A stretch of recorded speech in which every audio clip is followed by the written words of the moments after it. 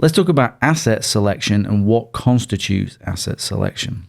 We can see here in front of us examples of assets that we've talked about, like files, accounts, financial information, emails, identity, etc. These are good examples of things that might be valued, i.e. assets. These then relate to privacy, anonymity, and pseudo-anonymity, as we've discussed. The assets have security controls, possible vulnerabilities, threats, and adversaries. How we define what are assets will depend on the entity you are trying to protect.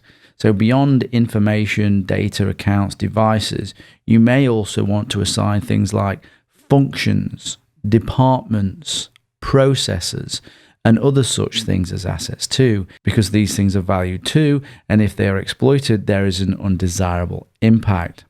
So for example, if the entity you're trying to secure is a banking application and you are the security architect, the login function for that banking app might be considered an asset. The login function would have security controls like input validation. It would have threats like hackers and adversaries.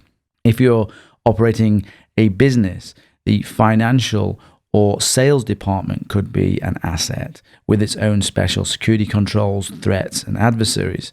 Another example in a business, the process of, say, how people are dealt with when they resign and leave the organization could be considered an asset. This leaving process, having the security control, for example, of making sure that people's credentials are removed out of the business system, a very important process when people leave and something that is often forgot in businesses.